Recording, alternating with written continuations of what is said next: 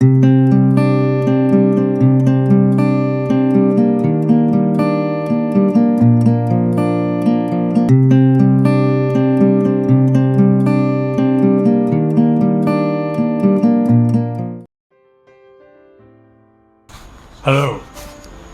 welcome to our new episode of Journey.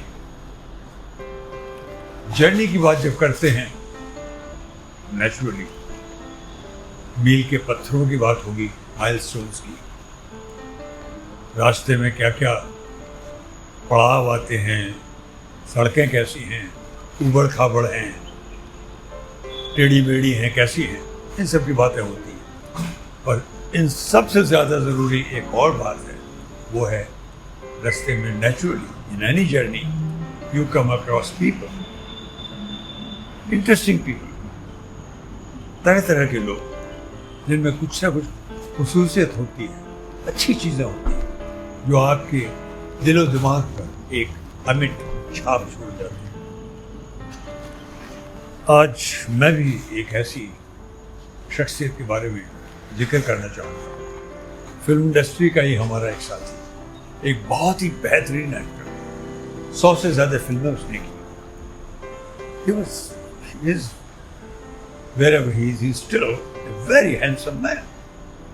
इतना अच्छा natural performance रहती थी उसकी कि people always used to praise him. I had the opportunity of working with this wonderful man. He was more than an actor, he was a wonderful human being. Raj Kiran. He did my film Ek Naya Rishta. He did part of my serial Reporter. He also did part of my another serial called D-Line. He also did a small role in my another film called Akeli. He also did a very big film which was not my own. I had only directed that, and that was Star. In fact, हमारा जो रिश्ता था, our relationship, that started with Star, where he was playing a parallel role with Kumar Gaurav. The film was produced by Biddu, the famous composer from the West. Biddu of Aap Jaisa Koi, Meri Zindagi Mein Aaye fame. Biddu of Disco Diwani. 1981-82 में, soon after my second film, Ye Nazdikiyan, we were making Star, which was the biggest film of its time. उसमें कुमार गौरव था जो कि बहुत ही hit hero रहा था in a film called Love Story. He was the son of yesteryear's Jubilee star Rajendra Kumar. Heroine was Rati Agnihotri, who had given a magnificent film, a big hit film called Ek Duje Ke Liye. और मैं उसे direct कर रहा था। सारा project Rajendra Kumar ji ने ही बनवाया था और बिद्दू उसके निर्माता थे विद सुरेश भुजवानी। स्टार बहुत मन से बनाई गई, अपने वक्त की सबसे बड़ी फिल्म थी, बहुत उम्मीदें थी उससे, बहुत अच्छा म्यूजिक था आज के ज़माने से, पर वो उन दिनों असर नहीं कर पाई। And film bombed very badly. In fact, it affected all of us. It affected the most me. मेरा जो करियर एक बार फिर ये नज़दीक से उठ रहा था और बड़े बड़े स्टार भी मुझे छेड़ते थे कि भाई कब काम कर रहे हैं, और सब गायब होता चला गया और suddenly I was in A bit of A trouble.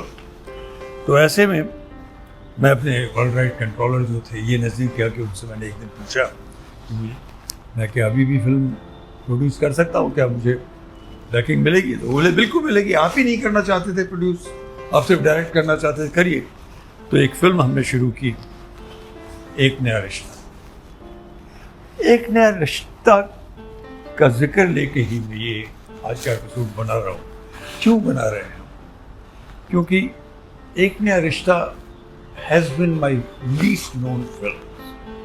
उसका को सबसे कम अप्रिसिएशन मिला, वो गुल सी हो गई कहीं पूरे गर्द में फिल्म इंडस्ट्री की। पर क्यों उसका जिक्र करने को जी कराया?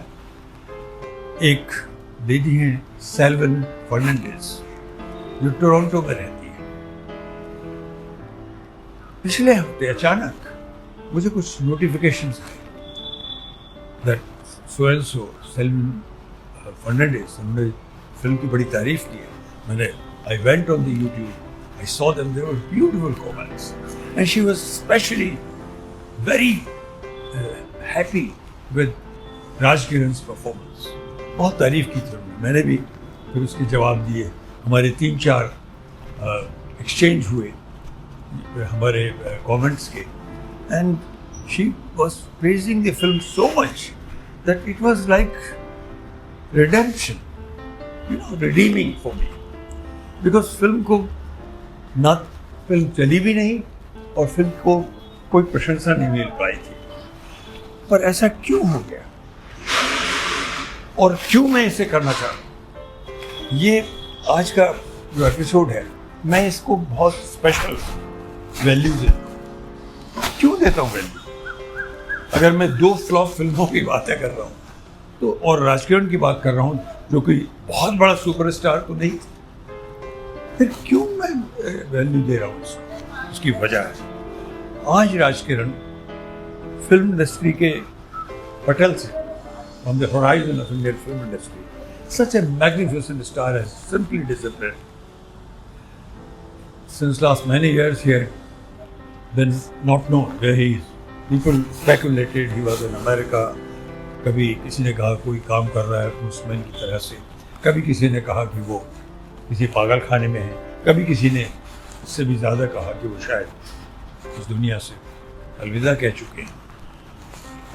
पर कोई पक्की खबर उसकी आई नहीं। सेल्विन फर्नांडिस ने हमें इंगित किया कि वो शायद अटलांटा में किसी मेंटल असाइलम में है। ये बात कहीं अंदर से मैं झकझोर गई, बहुत दर्द सा हुआ और मैं इसे बिलीव कर सकता हूँ। पर क्यों ऐसा क्या हो गया? क्यों मैं इतना आहत होना चाहिए? इसकी वजह है, again I am coming back to Ek Naya रिश्ता। एक नया रिश्ता जब शुरू किया हमने तो एक छोटी फिल्म के तौर पे हमने सोचा था, क्योंकि सडनली स्टार जब फ्लॉप हो गई तो बैकिंग मिलती नहीं थी, तो एक छोटी फिल्म बनाने का साधन मैं जुटा पाया अपने वर्ल्ड राइट कंट्रोलर्स के जरिए, मिस्टर शास्त्री, और फिल्म शुरू करने का तय किया। उसमें कास्टिंग राजकिरण की बड़ी जल्दी हो गई, उन्होंने ही सजेस्ट किया और Rajkiran was very keen for it. Frankly somewhere I wanted to do a film with him in any case, तो बड़ी जल्दी साइन हो गया। उसने भी हमारी कोई शर्त नहीं रखी, हमारी बहुत छोटी सी राशि थी, उसने बड़ी इज्जत के साथ एक्सेप्ट कर ली। लेकिन जब हीरोइन की बात आई तो हमें कोई छोटी हीरोइन ही नहीं मिल रही थी जो उस कॉम्प्लेक्स पार्ट को कर सके, तो हम बड़े परेशान हो गए। तो हमने एक लिस्ट बनाई कि भाई जो इसमें रोल है आरती का, उसको ध्यान में रखते हुए कौन सी लड़की को फिल्म इंडस्ट्री की हम ज़्यादा स्टार्स दे सकते हैं। तो पता चला कि 5 स्टार्स सिर्फ एक ही हीरोइन को हम दे सकते थे जो बिल्कुल सूटेबल थी, वो थी रेखा। हमने कभी भूल जाते हैं, रेखा जी को तो मिलना बिल्कुल इम्पॉसिबल है। हम सोच रहे थे कि वही बहुत काफ़ी नीचे की होंगी ताकि इन्हें अफोर्ड कर सके और एक छोटे बजट में फिल्म बन जाएगी। लेकिन कुछ सर्कमस्टेंसेस ऐसे हुए, मेरे ही एक असिस्टेंट ने कहा कि मैं आपको मिलवा दूंगा। हम रेखा जी को मिले, वो फील्ड में, वो हमारी फिल्म में, वो उन्हें पसंद आ गया और वो एक बहुत बड़ी ताकत के तौर पे फिल्म से जुड़ गई। फिल्म शुरू हुई, लेकिन जो फिल्म बहुत उम्मीदों के साथ, मेहनत के साथ और बहुत उत्साह के साथ शुरू हुई और बहुत अच्छा काम हो रहा था, और राजकिरण तो इतना खुश था कि वो मुझे बल देने के लिए अक्सर सेट पर आ जाया करता था। रेखा इतना कोऑपरेट कर रही थी, वो फिल्म करीब 60% बनने के बाद रुक गई। क्यों रुक गई उसका भी इतिहास है, क्योंकि जब फिल्म शुरू ही कर रहे थे, राइट इन द बिगिनिंग, और रेखा उस फिल्म में आई ही थी कि मेरे वर्ल्ड राइट कंट्रोलर साहब ने मुझे एक दिन बुलाया। उनको डिस्ट्रीब्यूटर्स फ़ोन कर रहे थे और वो कह रहे थे कि इसमें राजकिरण को नहीं होना चाहिए, क्योंकि ये प्रोजेक्ट बिल्कुल टेढ़ा हो जाएगा, रेखा के लेवल की का हीरो होना चाहिए और हम इसको फिर पैसा नहीं दे पाएंगे, आपको राजकिरण को हटाना होगा। और मेरे वर्ल्ड राइट कंट्रोलर साहब ने ये फिल्म शुरू होने से पहले की बात थी, मुझसे शर्त लगा दी कि आप राजकिरण को बाहर कीजिए, तब हम इस फिल्म को कर सकते हैं। मैंने विरोध किया, how can it be, you asked me to take him and I am so excited, he is excited, I can't do it. ये झगड़ा शुरू हो गया, किसी तरह से वो हमने दूर किया और फिल्म शुरू हुई। लेकिन 4 महीने बाद फिल्म फिर से अटक गई, क्योंकि डिस्ट्रीब्यूटर्स ने उन्हें पैसे देने बंद कर दिए। Why this long story? Long story इसलिए कि हमारी फिल्म इंडस्ट्री, जिसमें हम इमोशंस को लेकर के खूबसूरत तस्वीरें बनाते हैं, फिल्में बनाते हैं, म्यूज़िक होता है, प्रेम मोहब्बत की बातें होती हैं, वो कला है। लेकिन इसी इंडस्ट्री का एक दूसरा पक्ष है जो बहुत ही कठोर है।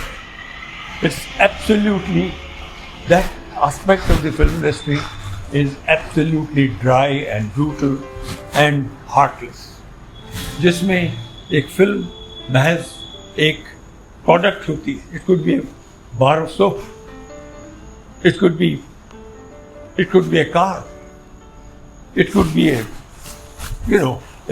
a cooker. उसमें एक कला लगती है, इमोशन लगता है, ड्रामा लगता है, उसमें पैसा लगाने वालों को उससे कोई मतलब नहीं है। It could be A share market product, उसका क्या भाव चल रहा है उस पर सब कुछ होता है, और वो अगर ठीक से नहीं बैठ रहा है तो वो हार्टलेसली उस चीज़ को छोड़ सकता है। ये पक्ष, इसका जो कठोरता है, उसे हमें रोज़ाना जीना पड़ता है। ये जो हमारी जर्नी फिल्म इंडस्ट्री की होती है, उसमें ये जो कॉन्फ्लिक्ट है बराबर चलता है। वो फिल्म रोक दी गई, 4 साल रुकी रही, हमारे बीच में ख़त व किताबत होती रही, वो मुझे धमकियाँ देते रहे। मैं उन्हें कहता रहा कि मैं जहाँ कमिटमेंट कर चुके थे वो 4 दिन पहले मैं उसे नहीं हटा सकता था, और अब तो बिल्कुल नहीं। फिल्म आपको पूरी करनी पड़ेगी। मैं अल्टीमेटली किसी तरह से उनकी समझ में आई, तरह तरह के पेपर्स मुझसे साइन कराए, और 4 साल बाद फिर दोबारा से फिल्म का बाकी भाग भी पूरा किया गया। फिल्म बिल्कुल इंडिफरेंटली रिलीज़ की गई और फ्लॉप हो गई, और अगर वो फिल्म वक्त में पूरी हो गई होती तो शायद मेरा जो करियर था फिर से लॉन्च हो गया होता, राजकिरण का भी लॉन्च हो गया होता, और वो रुक गया।